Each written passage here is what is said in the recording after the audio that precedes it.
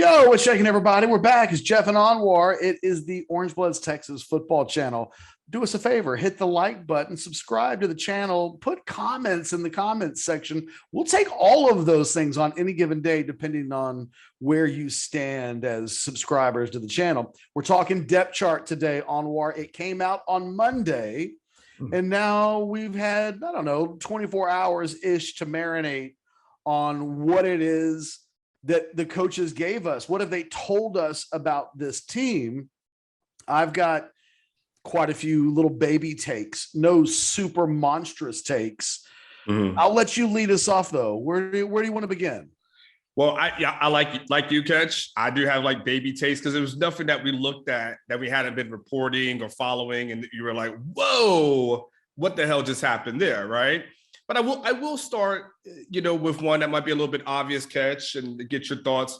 I think Xavier Worthy coming in as a receiver and solidifying that number one spot, even though we've heard so many good things about him, Catch, to come in as a receiver and be able to be a person that they think can take the top off and be a playmaker in this offense, and to be able to do that as a freshman. Because we would have to go back and tell me when the last time we felt there was a receiver at UT that came in as his freshman year and had a really major impact. But I would say for me, I'll start there and I'll toss it back to you.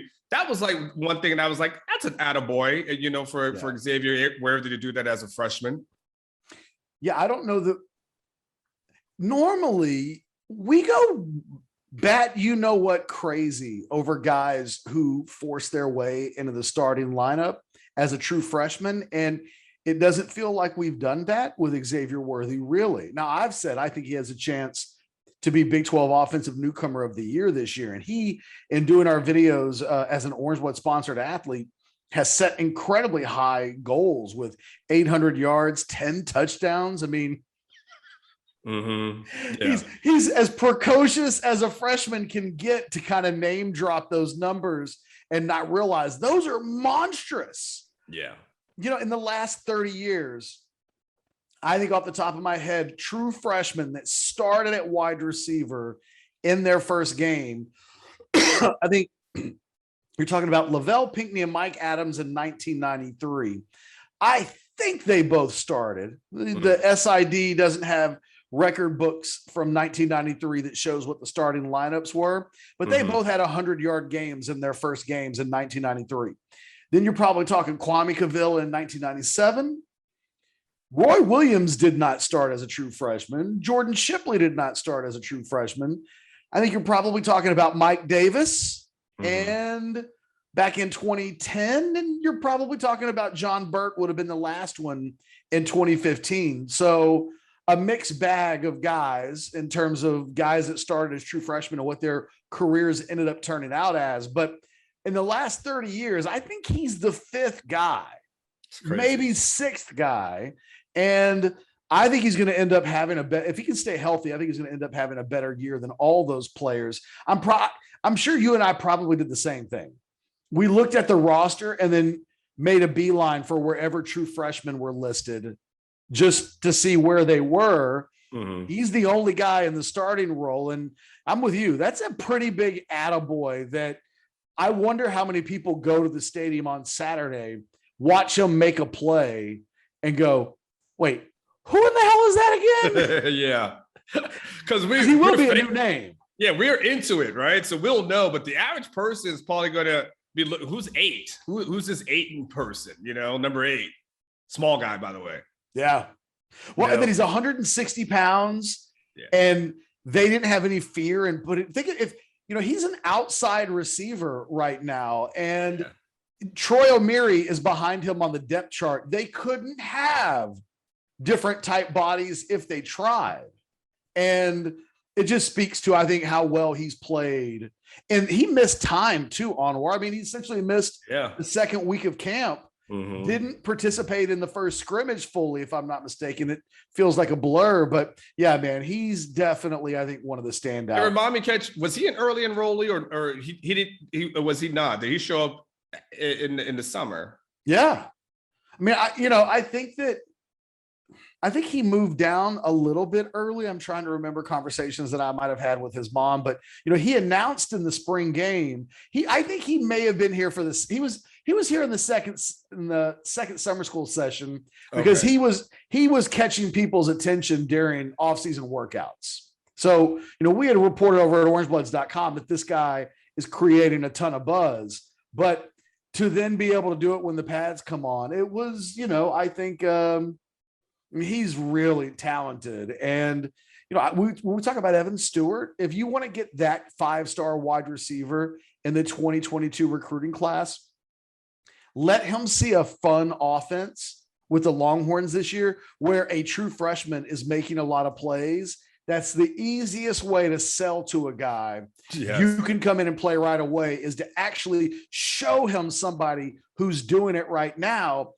It's a little more difficult to do that at a Alabama or a Florida, which would be the other schools that Evan Stewart is looking at. So it is, I think, an advantage that Texas has. And I think Xavier is going to do some work for them in that way. That's an unintentional byproduct of having a guy in that position.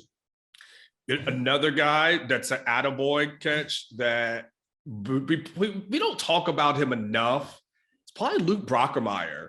And I'll be honest, catch. Luke Brockermeyer wasn't on my radar much going into the offseason.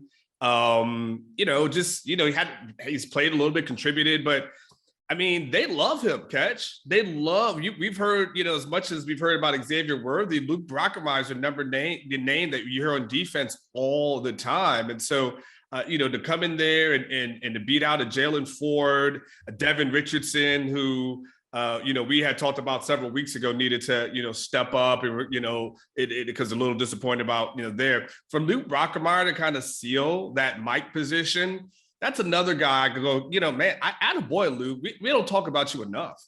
Yeah, I think the thought process was that Devin Richardson, the transfer from New Mexico State, would be coming in, and he had such a exciting highlight reel from his first season at New Mexico State. He's third string on the depth chart right now, which I don't think is a call for panic, but it shows that he's got some work to do. And all Luke Brockermeyer did was come in every single day, and he won that job, I think, easily. I know Jalen Ford has actually had a really good camp in his own right, but Brockermeyer has been on the tip of everybody's tongues all camp long. And a lot of it has to do with, he has a knack in pass coverage for getting his hands on the football. He makes interceptions. It will be interesting to see if that can translate to the field in games, because this is a team that is looking for playmakers and guys that can create turnovers. If you tell me that Luke Brockermeyer is as active in getting his hands on the ball in games as he was apparently in practice, then, I think that that's a good step in the right direction of him earning his keep on the field. I've got another one for you, Anwar. Hit me. There's only one. Well, there's one or on the offensive side of the ball, and there's one or on the defensive side of the ball. And that stands out because I think we're used to seeing depth charts with like 500 oars. That's true. It should be the Texas oars. Yes. There's so many oars. On the offensive side of the ball, go to tight end. Two things stand out. Jarrett Wiley and Gunnar Helm are both, they're the co-backup tight end, if you will. Yeah. That is surprising on a couple of different, not surprising, I suppose. It's Gunnar Helm being a true freshman and being remotely even with Jarrett Wiley as he enters his junior year with 2 years of experience under his belt. And people like Wiley. People don't talk about him like he's a dud. But to see that Gunnar Helm is listed on the depth chart, even with him, and he's the only guy on the entire offensive side of the ball that's listed in such fashion. So they clearly believe Gunnar Helm to be a guy that's at that level. No Jatavian Sanders. I would not have guessed on the first day of practice that when the coaches put out a depth chart a week before the opener, that he just wouldn't be on it. Yeah. It would have been tough. Catch, I'm going to maintain it. And maybe I end up being proven wrong, but I've said this in print. I've said this on these videos. and maybe Jatavian goes on and he's, the next Jermichael Finley at UT. I just feel like he's leaving a lot of money on the table by playing at the tight end position. I just think when I look at defensive line, defensive end, like that's the where if you want to go to the next level, you get down in those trenches and you got the people go after the big bodies. But it shows that he still has a lot of work to do. I'm assuming we'll probably see him on special teams. But it also shows that from in that tight end room where they felt really good about the guys that they have, that they were working on him, and he got in the summer. So there's still some work and development to be done. But we still know he's got beast mode potential at some point. But right now, it just as a freshman, it looks like it's going to have to be just a learning year for him. Do you think he plays Saturday? Do you think he gets on the field when the game's still undecided? You think we're going to see Jatavian Sanders at all? I think maybe special teams. Okay. Special teams. Remember, you can still do 4 games and still keep your red shirt. So yeah. maybe contributes a little bit on some special teams there. But that dude ain't coming to play 5 years. So no. I mean, get him on the field in some fashion. I bet you're right. I bet we see his first snaps on special teams. I'll be curious if he gets any tight end snaps. Real quick, Anwar. Yeah. I'm going to read out the true freshmen on the depth chart. You stop me when you hear something interesting, okay? Charles Wright, 3rd-team quarterback. Jonathan Brooks, 4th-team running back, but they made a point to list him on the depth chart. I mean, they made an effort to put Jonathan Brooks' name on the depth chart where they didn't with Jatavian Sanders, just kind of something that stands out. Casey Kane, 3rd-string wide receiver. We mentioned that Gunnar Helm is 3rd-team or 2nd-team tight end. I've got one for me that stands out a little bit. If we go all the way, there's 2 on the offensive line. Logan Parr is listed ahead of Rafidi Gramai as the backup center. Yeah. That's a younger player passing an older lineman. Yeah. To me, that's an unofficial message to Rafidi Gramai that if he wants to play football, it might not be here. Yeah. And then when you look at right tackle, seeing Hayden Connor, 2nd team, ahead of Isaiah Hookfin. I mean, Hookfin's been passed up on the depth chart now. Yeah. And that is for a guy that they think Anwar that can be, I think, a good player. It's not happening yet. And it's not a good development when you've been passed up. Simple as that. No, you're right. I mean, it's, when you're upperclassmen and like, again, it's official, that the younger guy has taken your spot. I mean, that essentially is the unofficial way of saying, look, the other staff may have thought highly of you, but we have a different opinion. And that ends up thinking, when you start thinking of transfer portal candidates in the future, those are the guys. Those are the guys that know, all right, I've been passed up on the depth chart. Probably not going to happen here. So therefore, you look at those guys that you mentioned, Catch. Those are the guys that we probably look at after the season. And someone's going to say, hey, Rafidi Gramai went into the transfer portal. And we must, oh, yeah, I forgot about Rafidi. Like that. That's how it goes. I'm looking at the freshmen on the defensive side of the ball, and most of them are in roles that, you've got DJ Harris as the edge, Buck defensive end pass rusher as the 3rd-team guy. Terrence Cobbs is 3rd-team outside linebacker. Almost the freshmen on the defensive side of the ball are mostly in 3rd-team roles.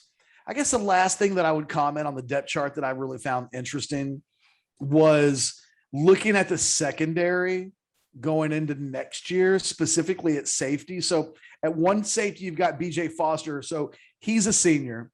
And then next year, you've got Chris Adamora and Tyler Owens, who will then be seniors.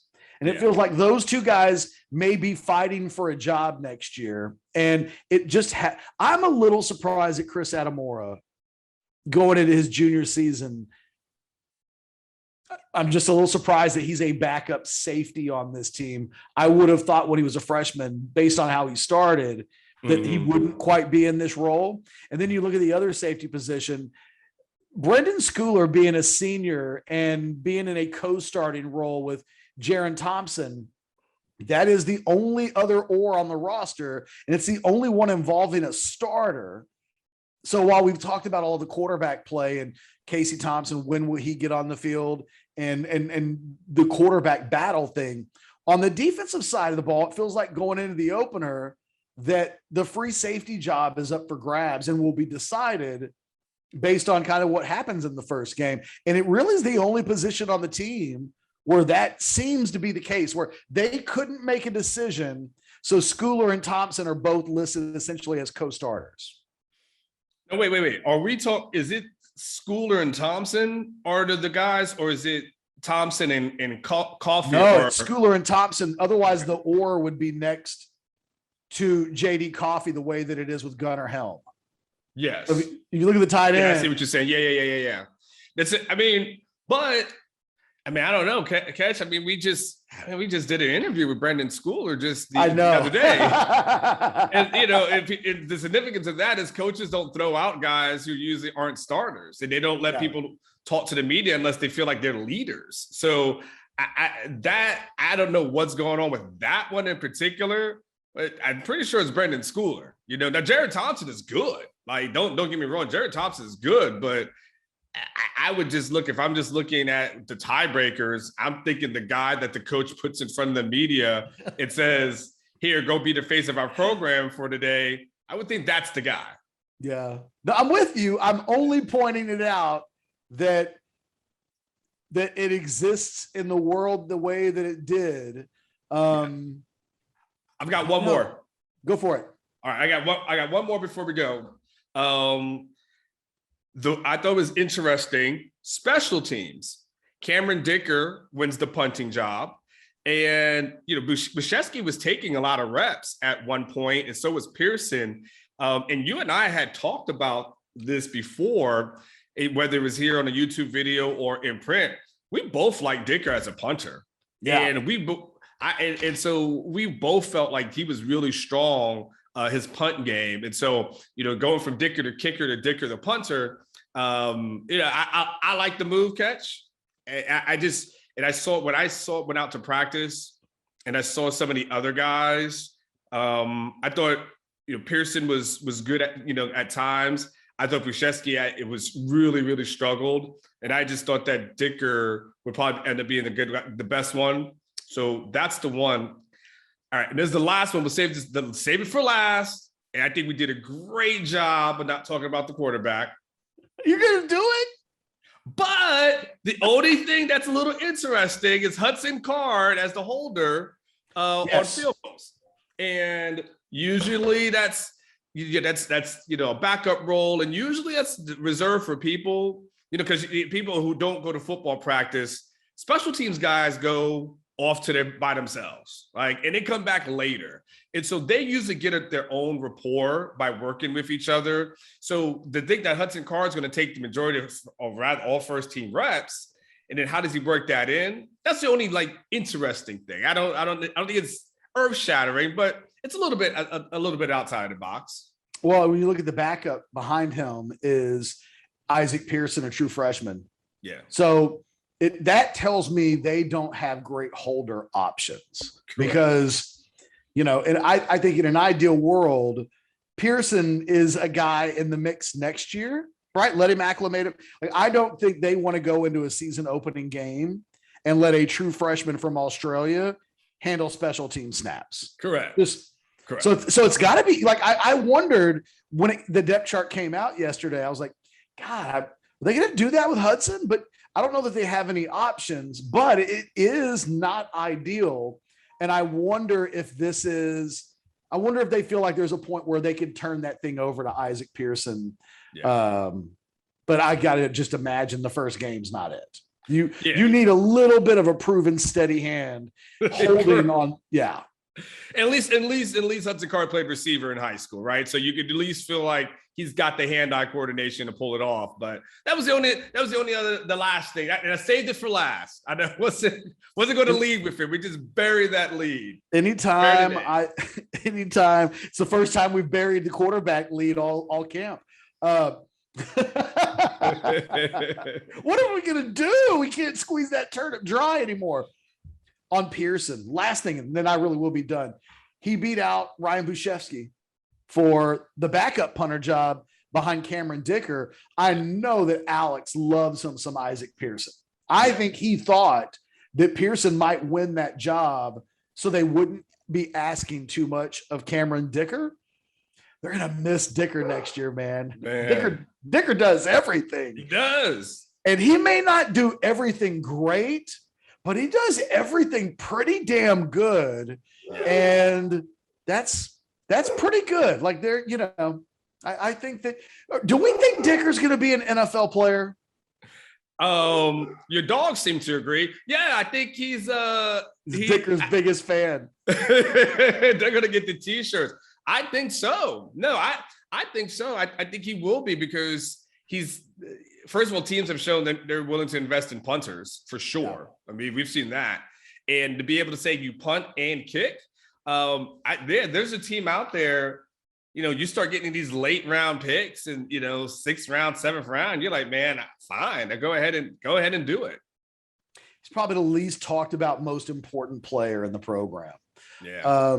You got anything else on board? We wrap it up? No, I thought overall it was pretty solid. Oh, one last one. Ovi Ogofu gets the number one spot. That's out there, and he's the guy when we talk about transfers that were coming in. Catch, he seemed to be a guy that I would say of all the transfers, he ends up being the person that I guess Ray Thornton to a certain degree, but Ovi on one of those outside like kind of linebacker positions, props to him, and what he was able to accomplish. And you keep hearing about his speed, catch, and him being able to get off the edge. And I did see it in practice a lot. I wrote that a lot of times in Orange Bloods. Yeah, I think he ends up being a really solid defensive player under Kukowski. My dog has completely come in and crashed this entire video. It's all right. Ovi listed as the starting Sam linebacker and the backup Buck, one of the only guys on either side of the ball, not including special teams, listed in 2 different places. So I expect to see a lot of him on Saturday, given that when they go short yardage, when they're in a true 4-3 front, which is what I think their preferred starting defense is. I don't think Kwiatkowski looks at the nickel as necessarily the base. So when they go their true base, he's on the field. And then I think Thornton's going to be more of a first and second down kind of guy up front. And I think pass rush situations, that's when we'll see Ovi come in at that end Buck position. How many snaps he gets this weekend, I think will be one of the interesting things to watch on the defensive side of the ball. Fellas, ladies, you're watching this video. You've listened to everything that we've had to say about the depth chart. Now, you tell us what stood out to you about the depth chart. Leave it in the comments, like the video if you're so motivated, and subscribe to the channel because we will have more video content today, later in the week, all week long on game day, pregame, postgame. We want to be your home on YouTube. We want to be your home on game days for all things coverage related. We're going to have a lot of fun this year. For myself and Anwar Richardson, we'll talk to you like tomorrow. Later.